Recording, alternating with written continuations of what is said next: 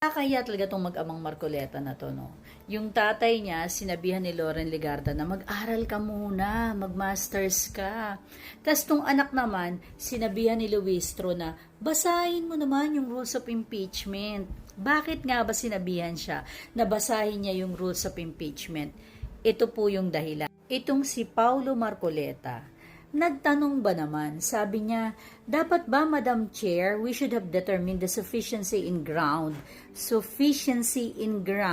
before we voted the sufficiency in form and substance. Apparently, hindi niya alam ang difference between the two. Yung sufficiency in ground, mag-take note ka, Paulo Marcoleta, ha, para alam mo to. Paulo nga ba pangalan mo? O, Paulo. Pag sufficiency in form, ibig sabihin lang yan, verified ba yung complaint? Yung bang nag-endorse ay member ng House of Representatives? Sumunod ba sa format? Yun yung ibig sabihin ng sufficiency in form.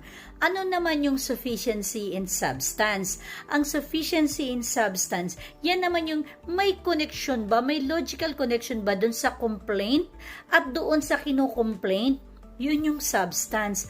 O ano naman yung sufficiency in grounds? Ito na yung parang mini trial. Tatanungin na ngayon yung kinukomplaint o ito yung complaint sa'yo, sagutin mo nga. Ito rin yung level kung saan hihingan na ng mga ebidensya. Kasi titingnan kung meron bang tamang grounds, meron bang tamang basihan. Hindi yan nade-determine sa pagpa-file pa lamang.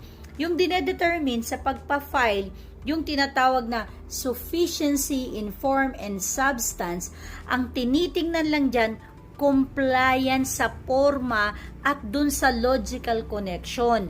Yung pong sufficiency in grounds, ang tinitingnan dyan, mayroon bang cause of action? Tama ba? Magpro-proceed ba tayo sa impeachment? Kaya nga sabi nitong si Batangas Representative Congresswoman Luistro, sinabi niya nasa third level na. Pangatlong step na, third step na. Hindi ka kasi nagbabasa ng rules. Manang-mana ka sa tatay mo. Naging congressman ka, pero hindi kayo nagbabasa ng rules. Ayan tuloy, sinabihan ka tuloy ng chairman na dapat bigyan ka ng kopya ng rules. Congressman naman, sayang naman yung sweldo mo. Ang mahirap pa, dakdak muna ng dakdak bago magbasa, bago mag-aral. Dapat pag-aralan mo yung rules bago ka mag-comment-comment. Kasi nagmumukha kang, o kayo na magsabi kung ano yung nagiging